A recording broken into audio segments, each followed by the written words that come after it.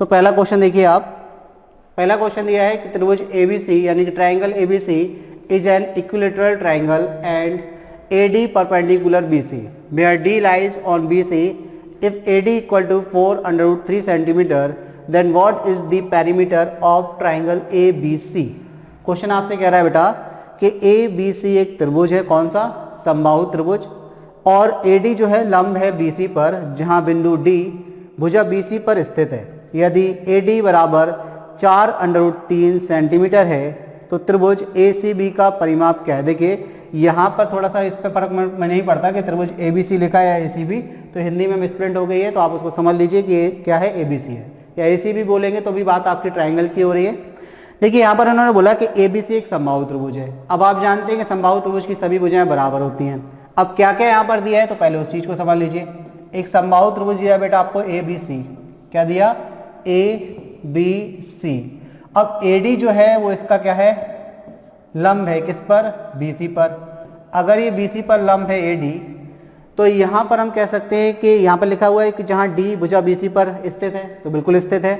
AD की लंबाई आपको कितनी दी है? ये जो AD आपको दिया है वो 4√3 सेंटीमीटर में दिया है। ये 4√3 सेंटीमीटर में आपको क्या दिया है? AD दिया है। तो त्रिभुज ABC का आपको परिमाप बताना है। तो समबाहु त्रिभुज का परिमाप क्या होता है? किसी भी आकृति के परिमाप की यदि हम बात करें तो क्या होता है? तो आप कहेंगे सर उसकी भुजाओं का योग उसका परिमाप कहलाता है। तो आपको निकालना अगर समबाहु त्रिभुज का परिमाप है, तो आप जानते हैं जो परिमाप होता है समबाहु त्रिभुज का 3a होता है, यानी कि 3 इंटू भुजा होता है। तो अगर आप भुजा निकाल लेंगे तो परिमाप तो आसानी से निकल आएगा। तो अब भुजा कैसे निकालें? तो देखिए ये जो AD लंब दिया है, लंब ही क्या होती है? समबाहु त्रिभुज की ऊंचाई होती है। तो हम कह सकते हैं कि ये क्या है? आपका h की वैल्यू है, और समबाहु त्रिभुज की जो ऊंचाई होती है वो √3/2a होती है। यानी कि अगर a के फॉर्म में हम बात करें, अगर आपको समबाहु त्रिभुज की भुजा दी है तो उसकी ऊंचाई क्या होती है? √3/2 होती है। तो ये किसके बराबर हो जाएगी? आप कहेंगे सर 4√3 के बराबर हो जाएगी। √3 से √3 कैंसिल, a की वैल्यू कितनी आ जाएगी? तो 2 का मल्टीप्लाई, तो आप कहेंगे सर 8। अब देखिए a की वैल्यू आ गई, ये वैल्यू अगर यहाँ पर रख देंगे तो 3 इंटू 8 कितना हो जाएगा? तो आप कहेंगे सर 24 सेंटीमीटर। तो समबाहु त्रिभुज का परिमाप बेटा निकल कर आ गया, जिसकी आपको ऊंचाई यानी कि लंब दिया था AD, ठीक है। तो उसका परिमाप कितना है? 24। किस ऑप्शन में दिया है? ऑप्शन बी में। तो इस तरीके से आसानी से आपने पहले क्वेश्चन का आंसर निकाल लिया। चलिए नेक्स्ट क्वेश्चन की तरफ बढ़ते हैं। दूसरा क्वेश्चन क्या कह रहा है? देखिए दूसरा क्वेश्चन कह रहा है कि 2 bottles of the same capacity are 35% and 33 1/3% full of orange juice respectively. They are filled up completely with apple juice and then the contents of both bottles are empty into another vessel. The percentage of apple juice in the mixture is. Question आपसे कह रहा है कि समान धारिता या क्षमता या धारिता से हम बात करें, कैपेसिटी से बात करें, तो कोई बर्तन जिसमें उसकी कितनी मात्रा आ सकती है, किसी चीज की मात्रा किसी बर्तन में कितनी आ सकती है, वो उसकी धारिता कहलाती है। जैसे एक बोतल होती है पानी की 1 लीटर की, आपने देखी होगी, तो उसके अंदर कितना पानी आ जाता है? 1 लीटर, तो उसकी धारिता कितनी है? 1 लीटर है। तो यहाँ पर बात कर रहे हैं कि समान धारिता या क्षमता की 2 बोतलें, मतलब 2 बोतलें हैं, एक में जितनी मात्रा आ सकती है लिक्विड की, दूसरे में भी उतनी ही आ सकती है। संतरे के रस से क्रमशः 35% और 33 सही 1/3% तक भरी है। मतलब उसमें संतरे का रस कितना है? पहले में है 35% और दूसरे में कितना है? तो 33 सही 1/3% तक भरी हैं। ये बोतलें सेब के रस से पूरी भरी जाती हैं। ये बोतलें सेब के रस से पूरी भरी जाती हैं और फिर दोनों बोतलों की सामग्री एक दूसरे बर्तन में खाली कर दी जाती है। तो परिणामी मिश्रण में सेब के रस का प्रतिशत आपको बताना है। पहले हम इसको एक एग्जाम्पल के माध्यम से आप समझ लें। मतलब इसको एक आप ऐसे समझ लें कि ये पहला बर्तन है, ये पहला कंटेनर है, और दूसरा कंटेनर सेम कैपेसिटी का, ठीक है ना, दोनों के दोनों सेम कैपेसिटी के। ये पहला बर्तन जो है और ये जो दूसरा बर्तन है, अगर हम इसमें बात करें कि इनमें कौन सा जूस भरा है, तो आप कहेंगे सर इसमें संतरे के जूस भरे हैं। पहले में 35% संतरा है, मतलब अगर इसकी पूरे की कैपेसिटी 100% है तो इस 100% में से 35% यानी कि इतना क्या भरा है इसमें? आप कहेंगे सर संतरे का जूस भरा है, ठीक है। तो आपने इसमें क्या और डाल दिया? पूरा भर दिया इसको, किससे? सेब के जूस से। उन्होंने बोला सेब के रस से भर देते हैं, एप्पल के जूस से। तो यानी कि 65% आपने क्या कर दिया, इसमें सेब का जूस भर दिया।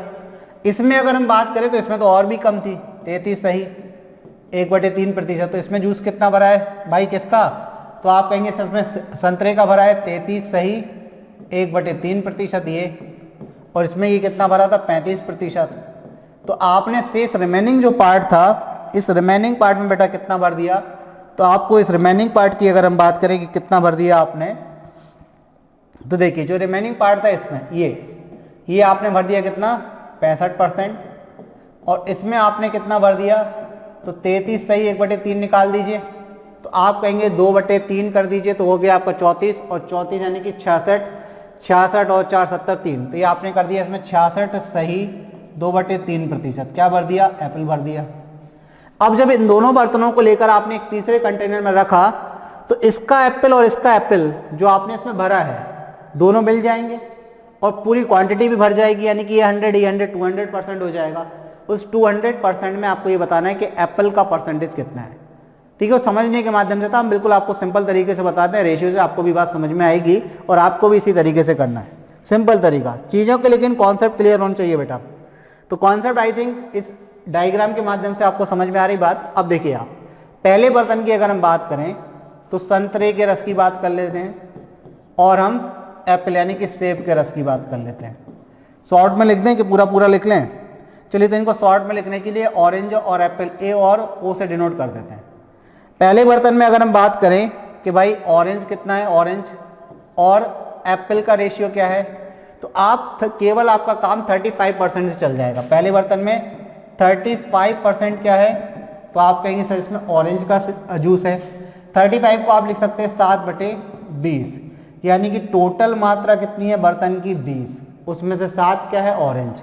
तो आप कहेंगे अगर 7 ऑरेंज है तो एप्पल कितना डाला होगा उसमें भाई आपने 13, तभी तो 20 होगा। ठीक, अब हम बात करते हैं दूसरे बर्तन की, अब हम बात करते हैं सेकंड कंटेनर की।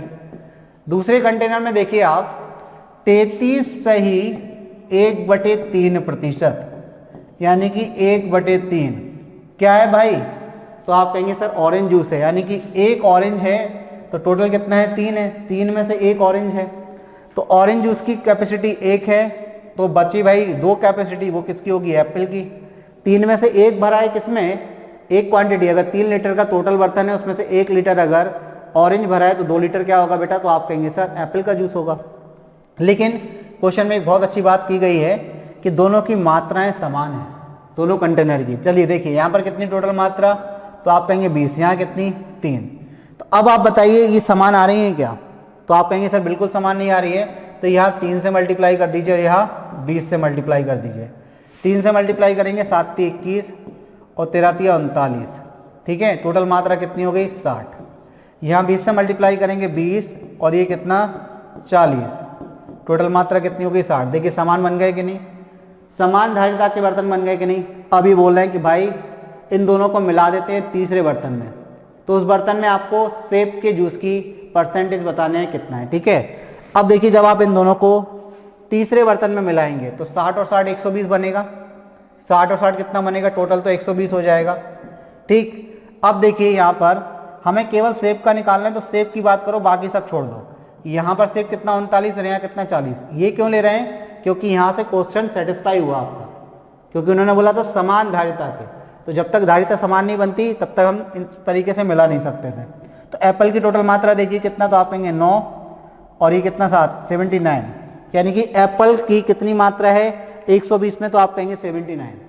तो 79 120 का कितना परसेंट है, बस आपको इतना सा करना है काम, इंटू क्या कर दीजिए 100। तो ये किससे कटेगा भाई, तो आप कहेंगे सर ये 20 से कटेगा 5 बार और ये 20 से कटेगा 6 बार। 5 का मल्टीप्लाई 5 9 45 की 5 हासिल में 4, 5 7 35 और 4 39, किससे भाग दे दीजिए 6 से, 6 चिंग 36, कितना बचा 3, 35 हो जाएगा, 6 पंचे 30 और 5/6%, यानी कि जो सेब के जूस का यानी कि एप्पल के जूस का परसेंटेज है नए बर्तन में वो 65 सही 5/6% है। किस ऑप्शन में दिया है बेटा, 65 सही 5/6%, ऑप्शन बी। तो ऑप्शन बी क्या होगा बेटा, इस प्रकार आपका आंसर हो गया। सिंपल है, क्वेश्चन की जो मेन जड़ है उसको समझिए। इन्होंने बोला समान धारिता, बस इससे आपको पहले रेशियो बनाना है और इस रेशियो का टोटल करना है। वो टोटल अगर इक्वल नहीं है तो आपको इक्वल कर देना है। इक्वल करना सिंपल है, 20 और 3 का आप एलसीएम लेते तो 60 आता, तो 60 बनाने के लिए इसको हमने 3 से और इसको 20 से मल्टीप्लाई कर दिया। ठीक, अगर मान के चलिए यहाँ 12 होता, यहाँ 3 होता, तो यहाँ 4 से मल्टीप्लाई कर देते, ऊपर आपको मल्टीप्लाई करने की जरूरत ही नहीं होती। ठीक, आगे बढ़ते हैं। क्वेश्चन नंबर 3 देखिए। देखिए बोला एक्सप्रेशन दिया है a plus B minus C का whole cube plus a minus B plus C का whole cube minus 8a cube is equal to. इन्होंने बोला है कि जो व्यंजक दिया है उसका मान किसके बराबर होगा। तो एक फॉर्मूला होता है बेटा, वो फॉर्मूला अगर आपको याद होगा तो ये क्वेश्चन आपके लिए कुछ बड़ा नहीं है। किस तरीके से बनाएंगे देखिए, a cube plus B cube plus C cube minus 3abc equal to होता है a plus B plus C, और यहाँ पर होता है आपका a square plus B square plus C square minus A B minus B C minus C है। ये आपके पास एक फॉर्मूला होता है। ठीक है, अब इस फॉर्मूले में अगर आप a plus B plus C बराबर 0 कर देते हैं तो ये पूरा टर्म 0 हो जाएगा। तो यहाँ से आपकी वैल्यू क्या निकलेगी, a cube plus B cube plus C cube equal to 3abc के बराबर निकलेगी। अब आप देखिए, ये फॉर्मूले का इस्तेमाल इस क्वेश्चन में आपके होना है। ठीक है, ये फॉर्मूला याद रख लेना आप, a cube plus B cube plus C cube minus 3abc किसके इक्वल होता है। तो आप कहेंगे सर ये इक्वल होता है आपका a plus B plus C into A square plus B square plus C square bracket में A plus B plus C into A square plus B square plus C square minus A B minus B C minus C A के बराबर होता है।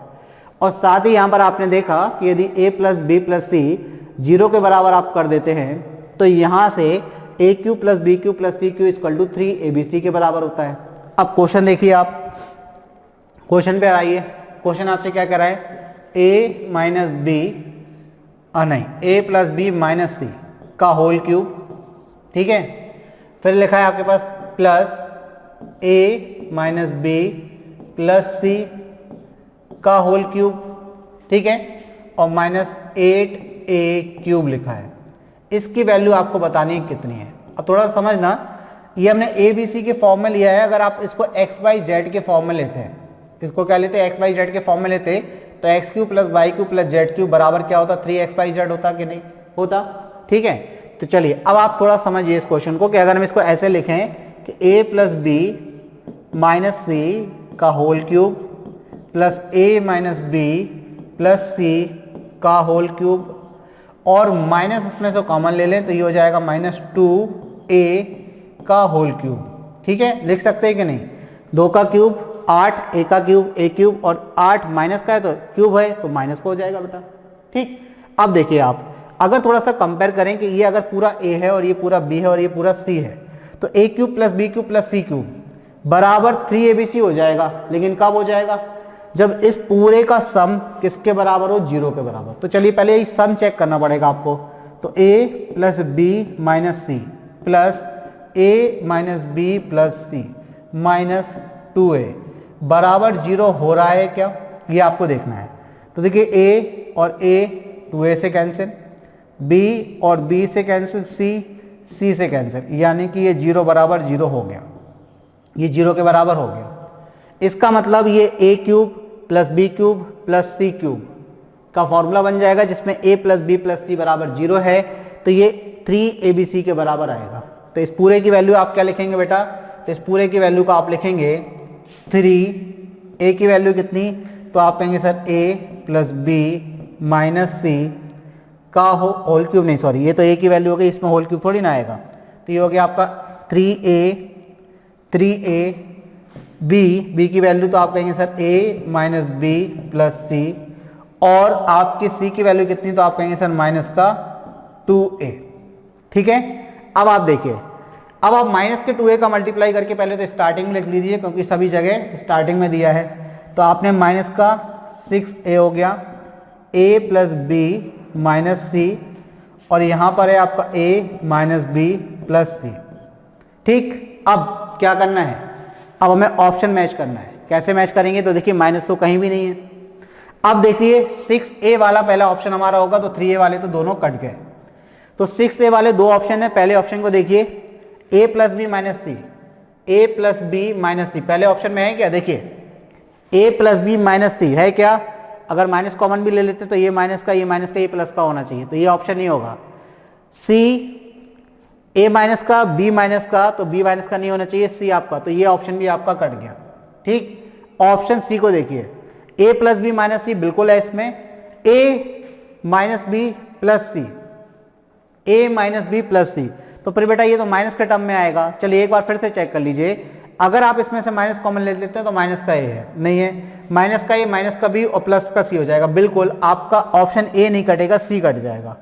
क्या cut गया, आपका option a नहीं कटेगा बेटा, आपका ऑप्शन c कट जाएगा। देखिए समझिए कैसे, यहां पर अगर आपने माइनस इसमें से कॉमन ले लिया, माइनस कॉमन लिया तो माइनस माइनस क्या हो गया, प्लस। अब माइनस कॉमन लिया तो देखिए ये तो आपका प्लस का c हो जाएगा, माइनस का a और माइनस का b हो जाएगा।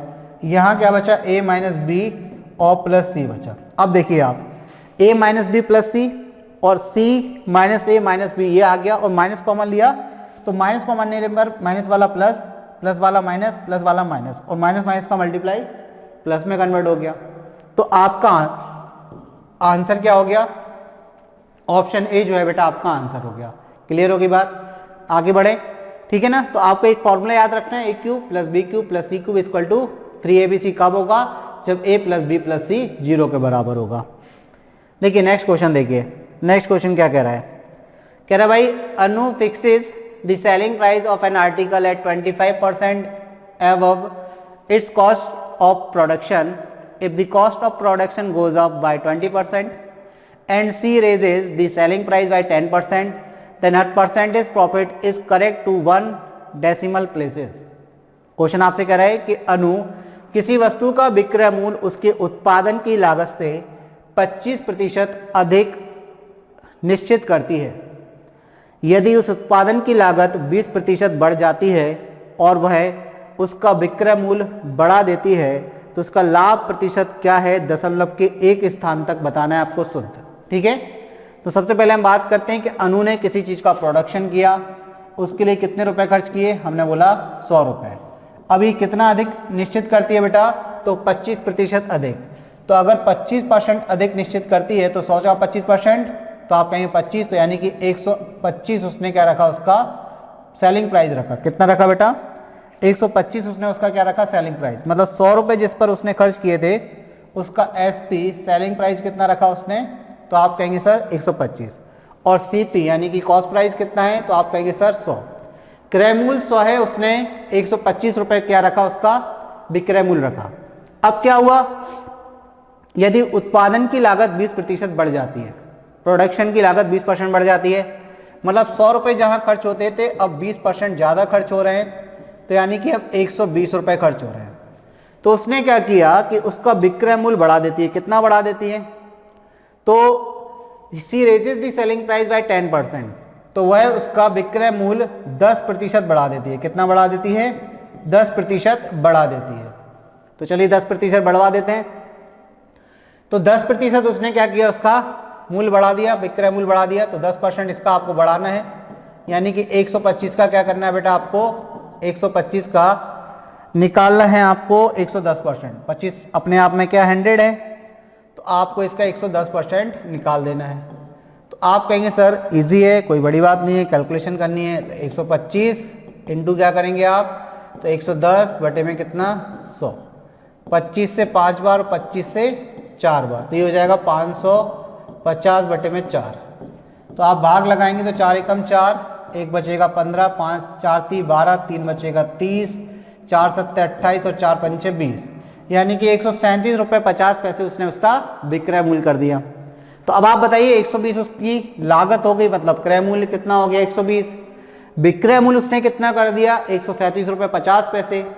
तो आप बता सकते हैं भाई कि लाभ कितना हुआ, तो आप कहेंगे सर लाभ हुआ यहाँ पर 137.50 में से 120 माइनस कर दीजिए तो 17 रुपये 50 पैसे का लाभ हुआ। लाभ किस पर होता है, तो आप कहेंगे सर क्रय मूल्य पर इंटू क्या कर देंगे 100 कर देंगे। लाभ और हानि की गणना किस पर होती है, क्रय मूल्य पर।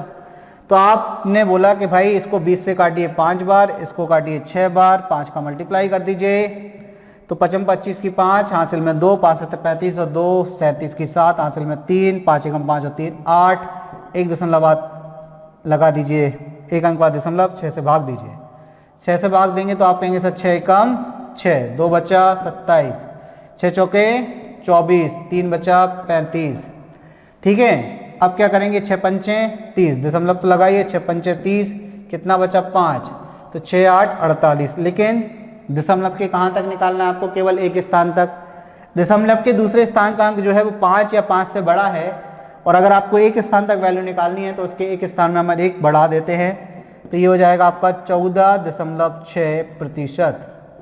5 को क्या कर देंगे 6, क्योंकि दूसरे स्थान का अंक 5 या 5 से बड़ा आता है तो उसके पहले वाले स्थान में हम 1 जोड़ देते हैं। अप्रोक्सीमेशन में हमें कहाँ तक ले जाना है, 1 अंक तक ले जाना है इसलिए। ठीक है, तो 14.6 क्या हो गया बेटा, आपका आंसर हो गया। तो सिंपल क्वेश्चन था, क्रय मूल्य दिया था, विक्रय मूल्य बढ़ा के लिख दिया 25%, फिर उसके बाद क्रय मूल्य में 20% की वृद्धि हो गई और विक्रय मूल्य को भी 10% बढ़ा दिया।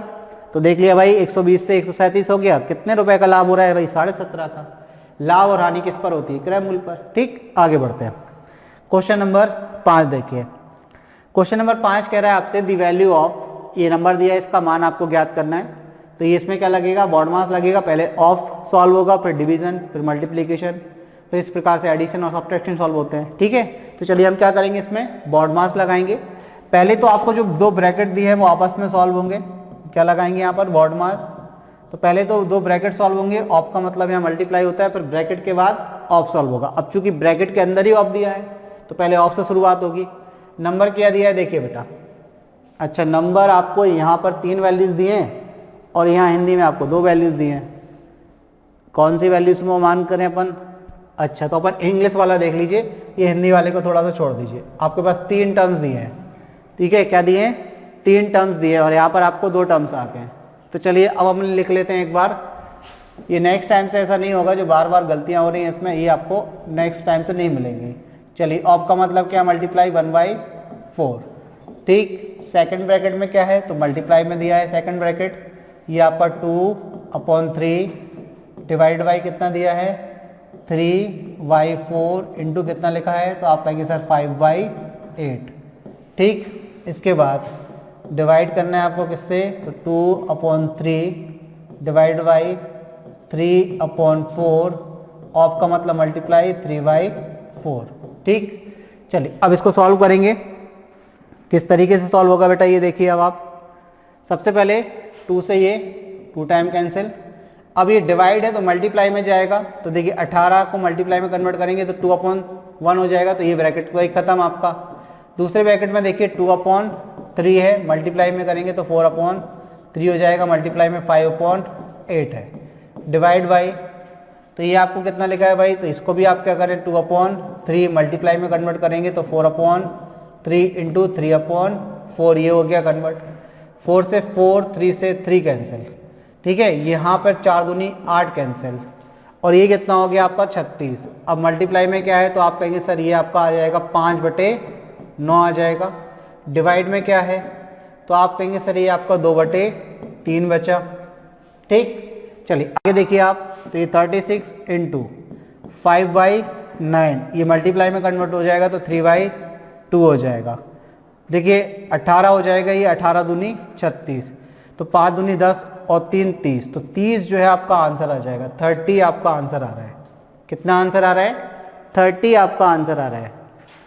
आपका आंसर इसमें 30 आ रहा है, क्या बात है। एक आध क्वेश्चन फिर नंबर रिपीट है क्या, यहाँ डिवीजन लगा के बोल रहे हैं, यहाँ पर हिंदी में इतना बोल रहे हैं।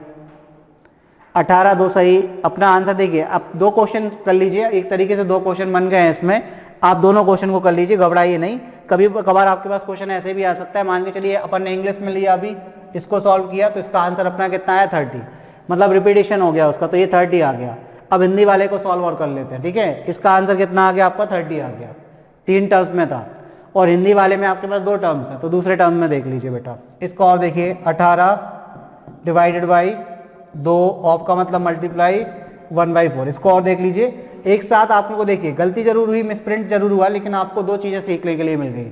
तो भाई गलती से भी अगर सीखने के लिए मिल रहा है तो उससे अच्छी बात ही नहीं है कुछ। मल्टीप्लाई क्या है, देखिए यहाँ पर दिया है 2/3, 2/3 डिवाइडेड बाई, तो आप कहेंगे सर 3/4 इंटू क्या 5/8। इसको और सॉल्व कर लीजिए।